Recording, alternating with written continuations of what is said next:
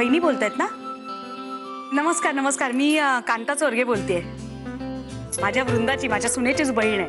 हो, चंदना. हो काय उद्या? हो हो चालेल, म्हणजे काय. हा ठेवते बरं का. हो वा वा वा, देव पावला. अहो उद्याच येणार आहेत ते, आणि सकाळी 11 वाजता, म्हणजे वेळ फार कमी आहे. वृंदा अगं चल, आपल्यालाही घर आवरायला पाहिजे. अहो ते माझे नातेवाईक आहेत, माझ्या घरी नाही का पहिले येणार. मग चला चला निघते मी. जागेसाठी नक्की कुठलं गिराईक येणार तुमच्याकडे? आहे एक गिराईक आहे, म्हातारा माणूस आहे, त्याला त्याची खोली विकायची. अर्थात ती खोली फार चांगली नाहीये, खूप चांगल्या किमतीला जाईल असं वाटत नाही, पण मी त्याला कबूल केलंय की तुला चांगल्या किमतीला विकून देतो म्हणून. 2% कमिशन मिळणार आहे मला. माझ्या तर नवऱ्याने मला सांगितलं की छोटं घर असलं तरी चालेल, पण त्यांना त्यांच्या बाबांच्या घरात राहायचं. तुमचं बजेट किती आहे? बजेट काय ग, फक्त 3 लाख. बोलून तर बघूया. एक minute madam, I am sorry, म्हणजे मी तुमचं बोलणं ऐकलं आता. तुम्हाला जागेचा प्रॉब्लेम आहे ना, तो प्रॉब्लेम मी सॉल्व्ह करू शकतो. तुम्ही? मी लक्ष्मीकांत, मी इस्टेट एजंट आहे. अहो का नाही, मला व्यवस्थित गाजर हलवा करता येतो. आणि हे बघा, तुम्ही आता जर आराम केला नाही तर उद्या जास्तच त्रास. तुम्ही जा, मी सगळं व्यवस्थित सांभाळून घे. बरोबर, मी माझ्या मिस्टरांशी बोलते आणि तुम्हाला काय ते कळवते. एक काम करा, उद्या सकाळी याल ना तेव्हा 10,000 रुपये घेऊन या. उद्या इथेच भेटूया, वाचनालय. लक्षात ठेवायचं. देवासारखा भेटला, माझं काम झालं. हो झालं, निघायचं आता. हो चल.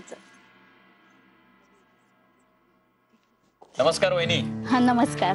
काय काय सांगत होता आमचा लफंगा जावई? काय नाही, आम्ही जरा ह्यांच्या जागेचं बघत होतो ना. तो भामटा मिळवून देणार तुम्हाला. उभ्या आयुष्यात तुमच्या डोक्यावर छप्पर होणार नाही. तू आत्ता जो, मी तुला सकाळी लवकर उठवते. हा, आणि हे बघ, हा चॅप्टर कंप्लीट केल्याशिवाय उद्या सकाळी ह्या खोलीतनं बाहेर निघायचं नाही. काय बाकी आहे ग? काय नाही, सगळं झालं. हो सगळं झालं. असं कसं झालं? अगं मी केवढी कामं नेमून दिली होती, एवढ्या कमी वेळात केली तिने. तुमच्याशी कुठल्याही प्रकारचा पैशांचा व्यवहार करायचा नाहीये आम्हाला. पण काल आपलं तसं बोलणं झालं होतं ना. पण आज ह्यांचा विचार बदललाय, आणि आम्हाला जागा बघायचीच असेल ना तर आम्ही दुसरा एखादा विश्वासू माणूस गाठू. पण झालं काय मला सांगा ना. तुमच्या सासरे बुवांनी सावध केलंय आम्हाला. चल ग, या अशा लोकांशी बोलत उभं राहणे रिस्की आहे. चल. सासरे बुवांनी सावध केलंय? हा नमस्कार. नमस्कार, बरं झालं भेटलात. लिंबूवाडी हीच करेक्ट पत्त्यावरती आलेला आहात. थँक्यू. मस्त एरिया आहे लिंबूवाडी, इथेच जागा घ्या म्हणतोय. काय फक्त मला सांगा, तुम्हाला जागा कशी हवी? अहो पण वहिनी असं काय करताय? काय रे? ते मी ह्याना असं इकडे. तुला काय वाटतं रे? जरा 2 नवीन लोक दिसली की लगेच लागला. कांताताई, तुमचा प्रकाश दिसत नाहीये. प्रकाश को?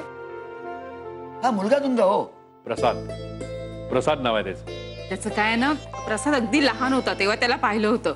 त्याचा चेहराच लक्षात नाहीये तर नाव काय लक्षात असणार. अगदी बरोबर आहे. हो, आणि आता असं बघितलं ना तर ओळखणारच नाही तुम्ही त्याला. बर बर. हा मग बोलवते. वृंदा जा, प्रसादला बोलवले म्हणून सांग, पाहुणे आले. आई, तो अभ्यास करतोय. मीच जाते, मी बोल. तू नाही येणार आई? ते ना मी. आई, अगं मला वृंदाने सांगितलंय की बाकी सगळ्या गोष्टींपेक्षा ना आता हे अभ्यास करणं सगळ्यात महत्वाचं आहे. आता मी एवढा मन लावून अभ्यास करतोय म्हणजे गणितात लवकर एक्सपर्ट होईल ना मी. x² - y² = 2x². राघव अजून नाही आला तो, म्हणजे सगळेजण वाट बघतात इकडे, त्यांना उत्सुकता लागली आहे. नाही, येईल तो, येईल, इतक्यात येईल.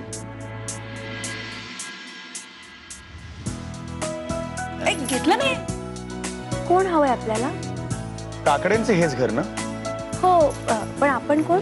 अरे अरे, तू इथे कशाला उभा राहिलायस? ये ना आत ये.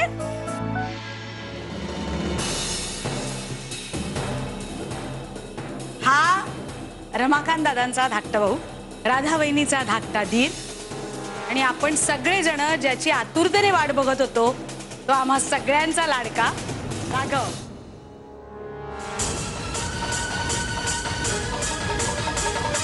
दिल्या